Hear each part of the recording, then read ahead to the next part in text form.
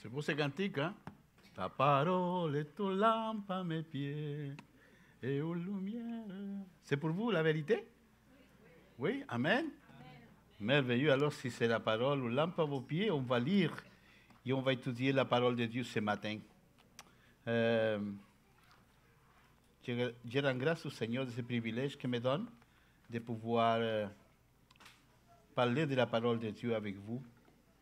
Et aujourd'hui, on va faire face à un passage très beau qui nous parle des défis, qui nous parle du défi que nous avons en tant que chrétiens. Je vous invite à ouvrir la parole de Dieu dans l'évangile, pas dans l'évangile, dans Actes de l'Esprit Saint. Je l'appelle ça Actes de l'Esprit Saint, parce que partout il dit, puis l'Esprit Saint il a fait ça, puis l'Esprit Saint a appelé, puis l'Esprit Saint a dirigé, puis l'Esprit Saint était omniprésent dans le livre des Actes. En plus, quand on parle des actes des apôtres, ce n'est pas tous les apôtres qui sont mentionnés dans le livre des Actes. C'est surtout quelques-uns qui ont été là présents dans tout ce que l'Esprit Saint les dirigeait à faire, dire ou aller. Et nous voyons que ce n'est pas tous les apôtres qui ont fait ce travail-là dans le livre des Actes. Alors, seulement qui ont travaillé aussi en priant pour ceux qui partaient, en priant pour ceux qui évangélisaient, en priant pour ceux qui faisaient des merveilles au nom du Seigneur. Je vous demande d'ouvrir la parole de Dieu dans le livre des Actes, à partir du verset 8, Actes 14, verset 8 à 27. La parole de Dieu dit ceci. À Lystre se tenait assis un homme impotent des pieds, boiteux de naissance, et qui n'avait jamais marché. Il écoutait parler Paul, et Paul fixa le regard sur lui, et voyant qu'il avait la foi pour être guéri, dit d'une voix forte, « Lève-toi, droit sur tes pieds. » Et il se leva d'un bond et marcha. À la vue de ce que Paul avait fait, la foule éleva la voix et dit en langue lycaonienne, « Les dieux sous forme humaine sont descendus vers nous. » Il s'appelait Barnabas Jupiter et Paul Mercure, imaginez-vous. Parce que c'était lui qui portait la parole. Les prêtres de Jupiter, dont le temple était à l'entrée de la ville, amena des taureaux avec des bandelettes vers les portes et voulaient de même que la foule offrit un sacrifice.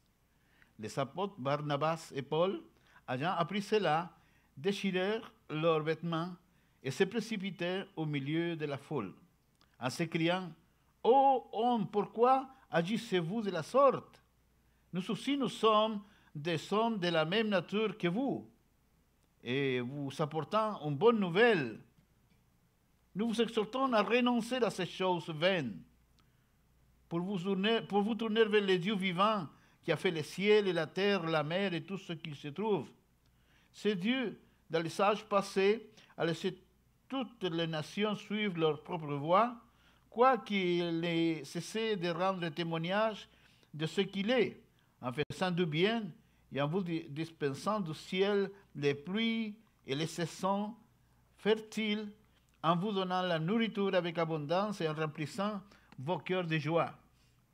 À peine pourraient-ils, par ces paroles, empêcher la foule de leur offrir un sacrifice.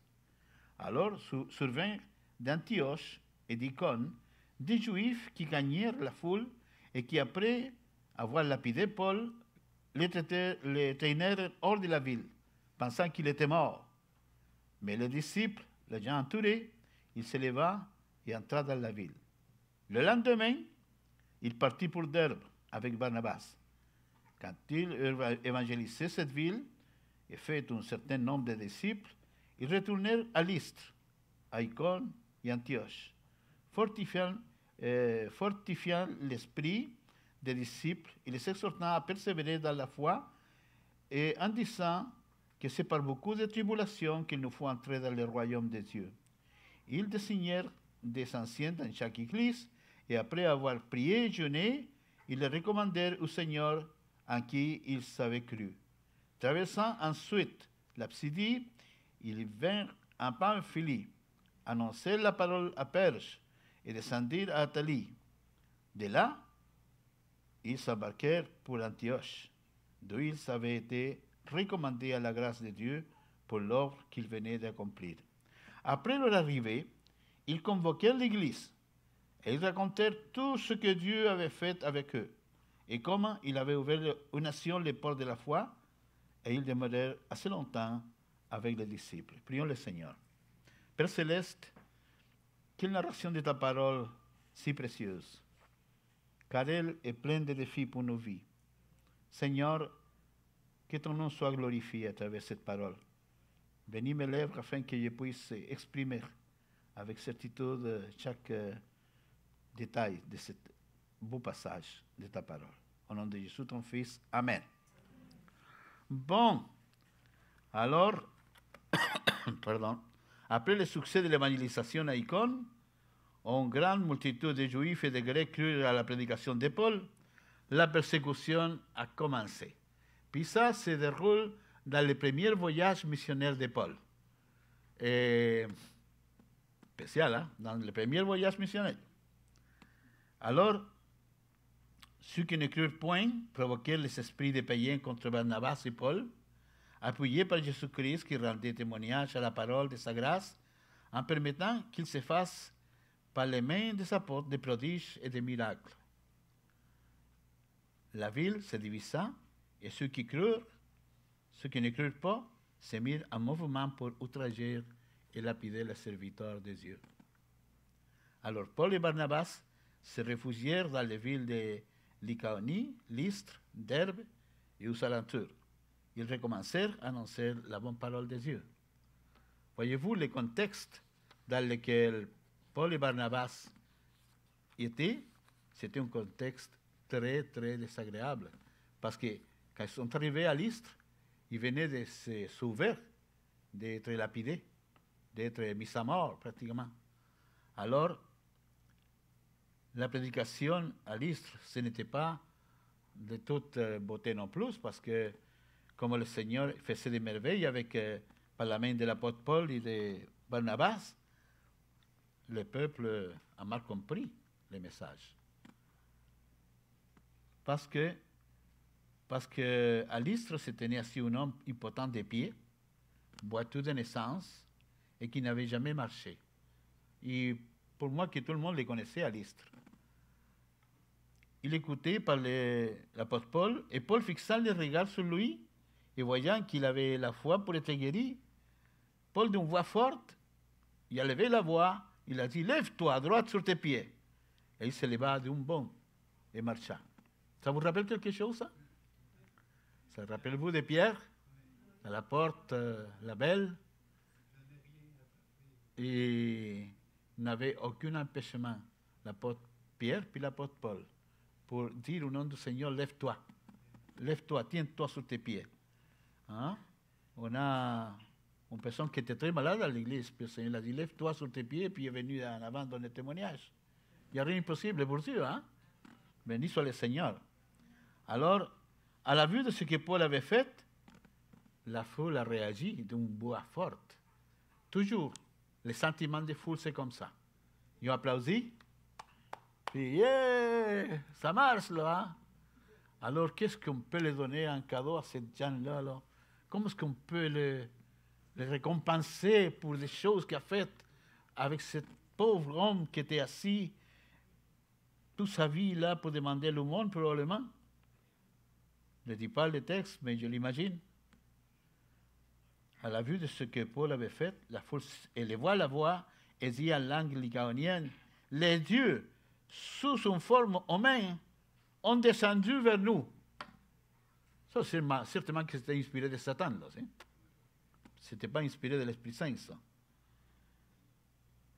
Frères bien-aimés, mes sœurs, c'est comme ça que le monde agit envers la beauté des cadeaux que Dieu donne. Tout cadeau que Dieu donne. Une fois, j'étais à l'hôpital aussi, pareil comme mon frère Pierre. Puis après qu'ils m'ont fait un traitement, ils m'ont enlevé un problème que j'avais dans mon corps. J'ai dit, merci Seigneur, à voix haute. Puis la garde malade a dit, Merci, docteur. Pouh! Il dit, merci Seigneur, 12e fois. Merci Seigneur. Parce que personne ne peut faire quelque chose si ce n'est pas par la grâce de Dieu. Mes bien-aimés, Paul, il prêchait l'évangile avec certitude, avec l'éloquence qu'il avait comme caractéristique chez Paul. Puis, le reflet ou le résultat de la situation spirituelle du peuple, il est venu contre lui et contre son compagnon d'œuvre. Ils ont fini pour appeler Barnabas Jupiter et Paul Mercure. Quel nom! Parce que c'était lui qui portait la parole, Paul, ils l'ont appelé Mercure. Et Mercure, dans la mythologie grecque, c'était un serviteur de Jupiter. Qu'en réalité, la chose était à l'envers ici. C'était Barnabas qui priait pendant que Paul parlait. C'était comme... Le monde avait tout mal compris. Puis ça caractérise beaucoup le monde que nous vivons de nos jours. Quand vous allez prêcher la parole de Dieu, le monde va comprendre tout à travers là. Pendant que vous voulez parler de la grâce de Dieu, du bienfait du Seigneur, du sacrifice de Christ, de la miséricorde que le Seigneur a mis à notre disposition pour être sauvé, les gens répondent « Ah, mais je suis catholique. » Puis quoi? Il n'y a rien là. Puis nous autres, on les dit « Non, on ne parle pas de religion, on parle d'une relation avec le Seigneur, on parle d'une relation personnelle avec le Seigneur. » Ah non, laisse-moi dans ma religion. Toi dans ta religion, moi dans la mienne. Puis c'était un peu comme ça, les gens de Lystre. Alors, il était un monde complètement désorienté, aveuglé, plein de superstitions, idolâtre, ignorant, plein de pensées mythologiques. C'était le reflet de l'ignorance personnifiée. C'était ça, les gens à Lystre. Parce qu'ils ont donné un nom à Paul et à Barnabas, Jupiter puis Mercure. Mais voyons donc. Alors, Paul a dit, c'est bon, Mercure. Barnabas a dit, hey, Jupiter. Non, du tout. Qu'est-ce qui est arrivé avec eux? C'est qu'après que les prêtres de Jupiter, dont le temple était à l'entrée de la ville, amenaient des taureaux et des bandelettes de couleur vers les portes et voulaient de même que la foule offrit un sacrifice en honneur de Jupiter puis de Mercure, de Paul puis de Barnabas. Les apôtres Barnabas et Paul ayant appris cela, déchirèrent leurs vêtements et se précipitèrent au milieu de la foule. Ils n'étaient pas contents, en s'écriant « Oh homme, pourquoi agissez-vous de la sorte? Nous aussi, nous sommes des hommes de la même nature que vous, et vous apportant une bonne nouvelle. » Puis c'était ça, la job de Paul et de Barnabas. Mais les gens avaient tout mal compris ça. OK?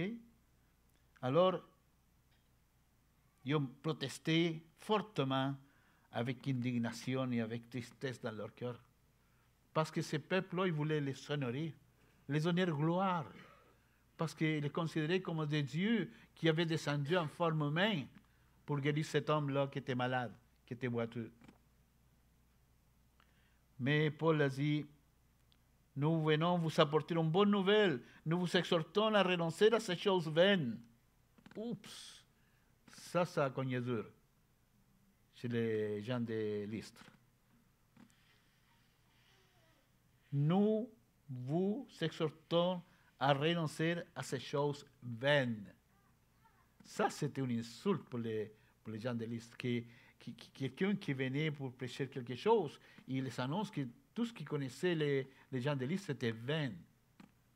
C'était nécessaire. Il les invite à renoncer à ces choses-là. Il a dit, je vous invite à vous tourner vers le Dieu vivant, qui a fait le ciel, la terre, la mer et tout ce qui se trouve. Il échange complètement le parlement aux gens de Lystre. C'est Dieu dans les sages passés a laissé toutes les nations suivre leur propre voie, quoique nécessaire de rendre témoignage de ce qu'il est. Et Dieu n'est jamais fatigué de rendre témoignage de ce qu'il est. Amen. Il le fait à l'Istre, il le fait à Saint-Hubert, il le fait partout dans le monde. Et Dieu ne se fatiguera jamais de rendre témoignage de ce qu'il est. Quel témoignage il rend? Il fait du bien à tout le monde. Amen. À juste et injuste. Il fait du bien à tout le monde.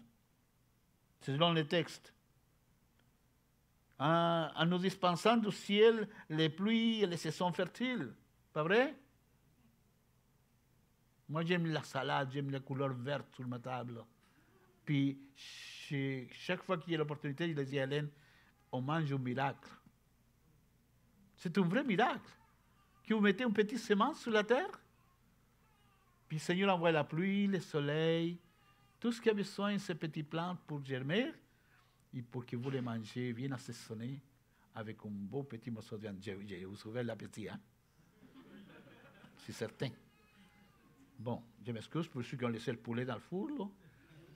Mais, même les poulets, c'est un miracle.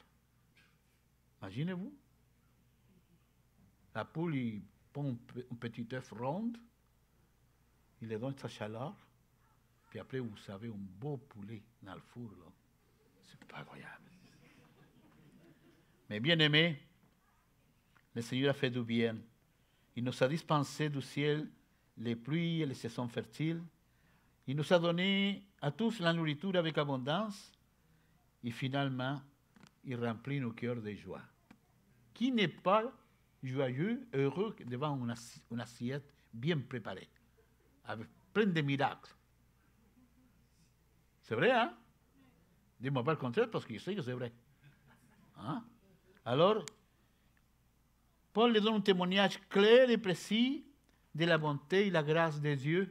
Pendant que les autres s'empressent à amener un taureau avec des bandelettes pour l'offrir un sacrifice à Mercure puis à Jupiter. Rien à voir une chose avec l'autre. Hein? Aucun rapport. Aucun rapport entre une chose et l'autre. Alors, l'intégrité de Paul et Barnabas s'oppose énergiquement et totalement à l'insulte contre Dieu, contre le Dieu très haut qui voulait faire les gens de l'Istre. Paul a dit non, non. Ils ont déchiré leurs vêtements en signe d'indignation, en signe de tristesse, en signe d'opposition. Ils ont dit non, c'est pas comme ça que ça se passe. Mais, à cause que Paul avait parlé de que les autres croyants devaient renoncer à des choses vaines, à peine purent-ils par ces paroles empêcher la foule de leur offrir un sacrifice. La foule était prête à offrir le sacrifice. Les bandelettes de couleur, ce n'était pas pour les taureaux, c'était pour Jupiter puis Mercure. Vous voulez donner gloire à Paul puis Barnabas, mais ce n'est pas pour ça que les serviteurs du Seigneur avaient été là. Ils avaient été pour annoncer la grâce, la miséricorde, la bonté de Dieu, la solution de Dieu pour l'homme. Mais les autres avaient tout mal compris. Alors, Sylvain d'Antioche et d'Icône, ou ce qui avait été avant, dans le contexte de la parole de Dieu, on l'a lu. Alors, Sylvain d'Antioche et d'Icône, des Juifs, qui gagnèrent la foule et qui, après avoir lapidé Paul, le traînèrent hors de la ville pensant qu'il était mort. Voyons, oui, pour ce Mercure. Ça n'a pas duré longtemps, hein? C'est comme ça. Le prestige des hommes devant les hommes. N'oubliez jamais ça. Le prestige des hommes devant les hommes, ils ont juste un petit soupir. C'est lui qui il voulait honorer avec des bandelettes, puis faire un sacrifice au nom de Paul, puis de Barnabas. Et après, il était en train de donner des coups de pied et des coups de roche, en train de les lapider. Au point qu'il pensait qu'il était mort. Mais les disciples l'ayant entouré, il se leva. Il entra dans la ville le lendemain. Quel courage de Paul. Ça, c'est un serviteur de Dieu. C'est lui qui on lui donne un coup dans la joue, puis il met l'autre. Et bien aimé, c'est ça le résultat de servir le Seigneur bien des fois. Mais tout cela a été averti par le Seigneur avant que ces choses-là arrivent. Qu'est-ce que le Seigneur a dit? Vous serez des tribulations. Mais n'ayez pas peur, j'ai vaincu le monde. J'ai vaincu le monde. Autrement dit, ces hommes-là sont déjà vainqueurs face à tout le mal qu'ils ont fait à Lystre et face à tout ce mal que voulaient les gens d'Icône le faire aussi. Il a fallu qu'ils se sauvent à Lystre, puis ils ont sorti d'une place pour tomber dans l'autre qui était pire aussi. Alors, nous voyons à Paul et Barnabas qui ont continué leur travail. Ils ne se sont pas sauvés. Ils ne se sont pas dit l'un à l'autre, « Hey, tu as vu comment ils m'ont traité, là? Retournons à la maison, là. C'est assez. J'en ai assez. » Mais non, Paul, il y avait clair son appel. Le Seigneur avait dit, lui me sera un instrument choisi pour amener la lumière aux nations. Et je l'enseignerai combien il doit souffrir à cause de mon nom. Oh. Il y avait une consigne, il était écrit sur le front, là. Okay? Il allait souffrir à cause de Jésus-Christ. Okay? Et quand est-ce que le Seigneur avait dit ça? Le jour avant que le Seigneur l'a sauvé, probablement. Pourquoi il dit ça, le Seigneur? Pour Paul, il y avait un stigme dans sa vie. Le Seigneur avait dit aussi, ce qu'un homme sème, il moissonnera. Qu'est-ce qu'avait semé Paul dans le cœur de l'Église? Il y avait tué Étienne, il avait approuvé la mort d'Étienne, lapidé, il avait persécuté l'Église, il est allé jusqu'à Damas pour amener tout chrétien que lui trouvait attaché jusqu'à Jérusalem pour les faire souffrir dans la prison ou dans les mauvais traitements. Il a goûté à cause de ça. Ce qu'un homme sème, c'est ça qu'il moissonnera aussi. Le Seigneur l'a dit, le Seigneur l'a fait. Bien des fois, le Seigneur pardonne nos péchés, oui. Pardonne nos péchés, le Seigneur, ou non? Oui. Mais les conséquences, il reste. Il reste. Si quelqu'un se donne à la drogue, puis fume, puis boit, puis s'injecte, puis se donne à la drogue, puis connaît le Seigneur le pardonne. Amen? Mais les conséquences dans son corps, ils vont rester. Oui ou oui? Hein? C'est comme ça que ça se passe. Paul avait semé ce que lui a récolté après. Je ne me réjouis pas de ça. Parce que vraiment, il fait pitié de les voir souffrir comme ça, en train d'être maltraités, laissés comme morts. OK? Et quand il est laissé comme mort, les disciples l'entourent. Et le lendemain, il se lève, il partit pour Derbe avec Barnabas. Jusqu'à pris la force. Oui, le Seigneur a dit qu'il allait souffrir, qu'il allait être persécuté, qu'il allait être lapidé, qu'il allait souffrir à cause de son nom. Mais le Seigneur ne nous laisse pas souffrir éternellement. Le Seigneur a donné la force. Le Seigneur a guéri ses blessures. Et le Seigneur met son serviteur debout, puis il lui donne un petit poussé pour qu'il continue à faire la job, le ministère que Dieu l'a donné. Mais bien aimé, pas le temps de se lamenter. La mission ne permet pas ça. Pas le temps pour se lamenter, pour bouder le Seigneur. La mission était plus importante que lui-même. De qui avait pris ça, Paul? il avait pris ça de Jésus, qui est allé jusqu'à la mort, comme le gladiateur des yeux, invincible, qui est monté sur la croix, qui s'est laissé clouer des mains et des pieds, qui était martyrisé, qui l'ont donné à boire du vinaigre, mêlé avec de la fiel. Vous avez goûté quelquefois la fiel? C'est amer, c'est pas croyable. Mais lui n'a pas bu. Puis ils sont allés le mettre dans son tombeau, prêté, mais qu'il est ressuscité d'entre les morts. Puis Paul avait son regard sur ça, sur Christ, et pas sur autre chose. J'ai été crucifié avec Christ, a dit Paul. Et maintenant, ce n'est plus moi qui vis, c'est Christ qui vit en moi. Waouh! Quelle parole! Quelle force! Quel courage!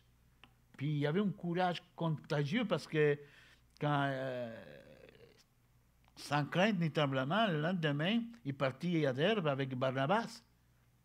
Et quand il évangélisait cette ville et fait un certain nombre de disciples, ils retournèrent à Lystre. Mais voyons donc, tu vas pour un autre? Ils vont te cogner, Paul, ils vont te martyriser, ils vont te lapider encore. Non, il est retourné à Lystre. Il y a Icône, de ce qui avait sorti assez souvent parce qu'il était persécuté. Il y a aussi Antioche, sans crainte ni tremblement, mais en se disant dans son cœur, je puis tout par celui qui me fortifie. C'est Paul qui a dit ça. Je puis tout par celui qui me fortifie. Mes bien-aimés, où est-ce que nous sommes, nous, en tant que chrétiens? Est-ce qu'on croit qu'on peut tout par celui qui nous fortifie? Moi, je le crois. Moi, je le crois. Mes bien-aimés, alors, pas de temps pour se lamenter. Pas de temps parce que la mission était plus importante. Les choses que Dieu lui confiait étaient plus importantes. L'imposition de main qu'il avait faite pour lui, Antioche, était plus importante. Et quand ils sont retournés à Lystre, Icône et Antioche, sont retournés pour fortifier l'esprit des disciples, des gens qui avaient accepté le Seigneur, des gens qui avaient ouvert son cœur pour croire à Christ. Ils ont fortifié les esprits des disciples, les exhortant à persévérer dans la foi, en disant que c'est par beaucoup de tribulations qu'il nous faut entrer dans le royaume de Dieu. Et les gens les croyaient, parce qu'ils l'avaient vu.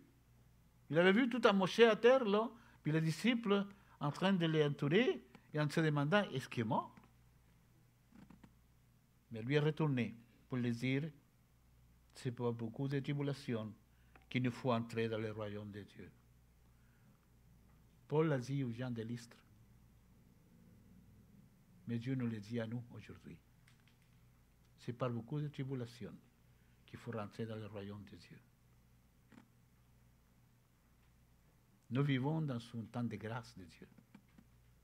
Il n'y a pas de persécution ici au Canada. Il commence tranquillement. Tranquillement. Il commence à sortir des lois, le gouvernement. Il commence à vouloir changer des taxes aux églises.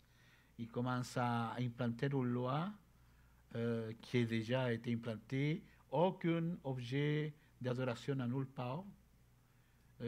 Aucun crucifix dans les écoles. Aucun signe de spiritualité. Aucune prière. Oh! Ils sont allés loin, hein? Moi, je suis capable de prier n'importe où, n'importe quand. Et vous aussi. Amen? Parce que nous parlons avec celui qui est vivant pour l'éternité. Puis, si quelqu'un nous dit qu'on est fou parce qu'on parle tout seul, on va lui dire, ouais, je suis fou. Fou d'amour. Amen?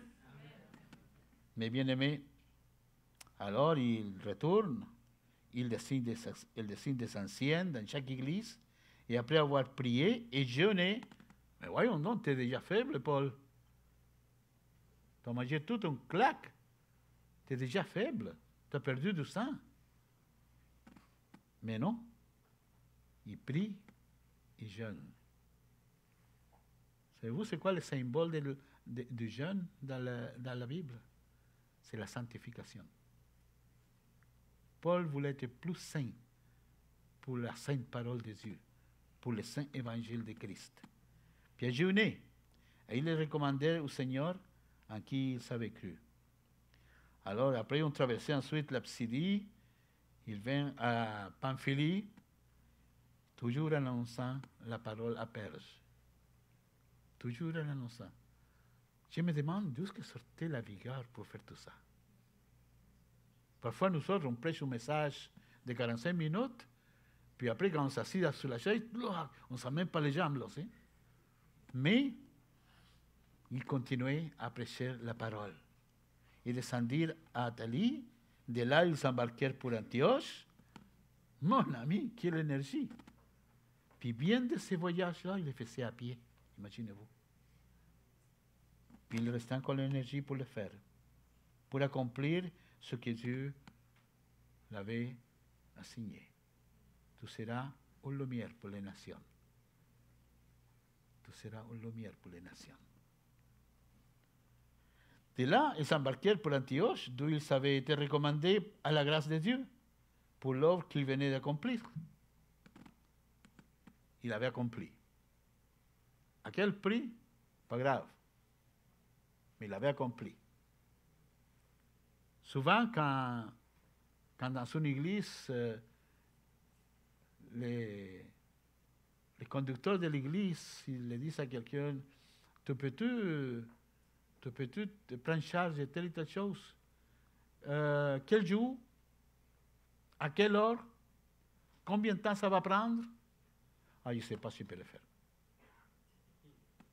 C'est déprimant. Mais Paul, ça ne l'importait pas. Quel jour, à quelle heure, jusqu'à quand, comment?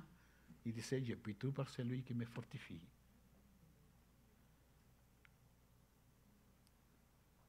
Quand ils sont retournés à Antioche, ils ont dit, Job accompli. Job accompli. Le travail missionnaire était fait. Premier voyage missionnaire. Il a fait plusieurs voyages missionnaires. Ils sont retournés pas pour se plaindre. Non. Ils sont retournés pour rendre gloire à Dieu du travail qui avait été fait. Parce qu'après leur arrivée à Antioche, convoquèrent l'église et ils racontèrent tout ce que Dieu avait fait avec eux et comment il avait ouvert aux nations le cœur à la parole de la foi, à la parole de Dieu. Puis il y avait une joie profonde dans leur cœur. Amen. C'est ça qui apporte l'évangile. Quand tu partages l'évangile avec quelqu'un, il t'apporte beaucoup de joie. Parce que c'est un travail, écoute bien ça, c'est un travail que Dieu ne le permet pas faire aux anges, mais tu le confies à toi, Église du Seigneur. Mais le confie à moi. Quelle joie de travailler pour le Seigneur. Amen. Maintenant, la question que je me pose, comment ce passage de la Sainte Parole de Dieu interpelle l'Église aujourd'hui? Je vous invite à ouvrir la parole de Dieu en Jean 16, 33. Jean 16, 33, juste le livre avant. Jean 16, 33. Il dit ceci. Jean 16, 33. C'est Jésus qui parle.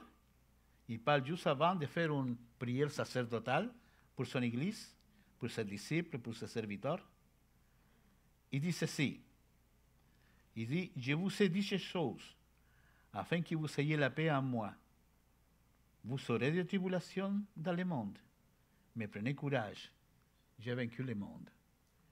Mes amis, si Jésus assure qu'on va vaincre le monde avec lui, c'est parce qu'on va vaincre le monde avec lui. Amen?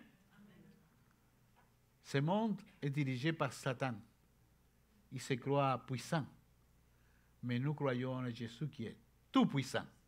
Amen. Et rien ne pourra contre lui. Lisons aussi Jean 17, 14. Jean 17, 14 dit ceci. Je leur ai donné ta parole et le monde les haït, parce qu'ils ne sont pas du monde, comme moi, je ne suis pas du monde. Est-ce que le monde va nous féliciter ou va nous haïr? Certainement qu'il va nous haïr. Si vous êtes habitué à partager l'évangile, vous allez voir que le monde vous haït tout droit, en première instance. Puis après, tranquillement, il descend la garde, puis on commence à se communiquer plus avec les gens. Mais la première réaction, c'est non, tu es un fanatique, je ne vais pas t'écouter. J'ai ma religion, toi ta religion. Viens pas me raconter des choses, là. Mêle-toi de tes affaires, de ta vie, puis moi je me mêle de ma vie. Et que vous êtes fait répondre comme ça quelquefois? Moi aussi, merci. Ouvrons la Bible en Jean 17, 20. Regardez qu'est-ce que dit le Seigneur dans sa prière sacerdotale. Ce n'est pas pour eux seulement que j'ai prié, pour ceux qui croient en lui, n'est-ce pas? Pour ses disciples, pour ses serviteurs, mais encore pour ceux qui croiront en moi par leur parole. Le Seigneur donne une note de garantie qu'il y a des gens qui vont écouter de nous, comme serviteurs, la parole de Dieu. C'est ça notre assurance, c'est ça notre garantie. Appuie pas toi dans ta sagesse, ni dans ton intelligence, ni dans ton savoir-faire, ni dans ta connaissance. Appuie-toi sur le Seigneur, par la foi. Et le Seigneur va faire de toi un serviteur accompli. Si tu crois que le Seigneur a prié pour toi, il a prié surtout pour ceux qui vont croire en lui par notre parole annoncée à travers l'Évangile. C'est ça que l'apôtre Paul faisait. C'est ça que le serviteur faisait. Lisons finalement Jean 17, 8. Jean 17, verset 8, qui dit ceci. Car je leur ai donné les paroles que tu m'as données. Il parle avec Dieu, Jésus-Christ, avec le Père Céleste. Car je leur ai donné les paroles que tu m'as données, et ils les ont reçues. Et ils sont vraiment connus que je suis sorti de toi, et ils ont cru que tu m'as envoyé. Est-ce que vous croyez que Jésus été envoyé par Dieu pour lui donner une solution au monde? Alors, parlons de ces cadeaux du ciel, afin que nous soyons serviteurs de l'Éternel. Mes bien-aimés, ces passages de l'Écriture, de la parole de Dieu, interpellent l'Église de deux manières. D'une manière collective et d'une manière personnelle. Puis la parole de Dieu attend toujours de nous une réponse. Qu'est-ce qu'on va faire de tout ce que Jésus a dit et de tout ce que la parole de Dieu nous enseigne? Le Seigneur a dit, je vous ai dit ces choses afin que vous ayez la paix à moi, vous aurez des tribulations dans le monde, mais prenez courage, j'ai vaincu le monde. Et on continue avec la prière sacerdotale de Jésus qu'on vient de lire. Je leur donné ta parole et le monde les haït parce qu'ils ne sont pas du monde, comme moi, je ne suis pas du monde. Il continue au verset 15. Je ne te prie pas de les sauter du monde, mais de les préserver du mal. Il ajoute, ce n'est pas seulement pour eux que je te prie, mais encore pour ceux qui croiront en moi par leur parole. Frères, sœurs, Église de Saint-Hubert, je vous invite à retenir cette prière du Seigneur dans votre cœur et de l'avoir toujours présent à l'esprit lorsque vous annoncerez l'évangile de la grâce de Christ partout où vous irez. Dieu nous réserve un couronne dans le ciel. Il n'a pas de taureau pour nous offrir comme une offrande pour notre service. Il n'y a pas de bandelettes de couleur, mais il y a un royaume. Un royaume. Puis si cela n'était pas vrai, je ne l'aurais pas dit, mais c'est écrit dans la parole de Dieu. Le Seigneur a dit, Dans la maison de mon Père, il y a beaucoup de demeures. Je vais vous préparer une place. Et dans ce ciel, juste pour ajouter un petit détail du ciel, il dit que les roues sont d'or pur, que la mer est un cristal, que les portes sont de pierres précieuses. Je vous assure, mes bien-aimés, que cette maison, ce lieu que nous prépare le Seigneur, est plus belle que toutes nos maisons sur la terre. Amen. Alors, croyons ce que Dieu offre pour nous, si nous sommes des serviteurs qui l'honorent, des serviteurs qui travaillent pour sa gloire, parce que lui est digne. Amen. Que Dieu vous bénisse abondamment.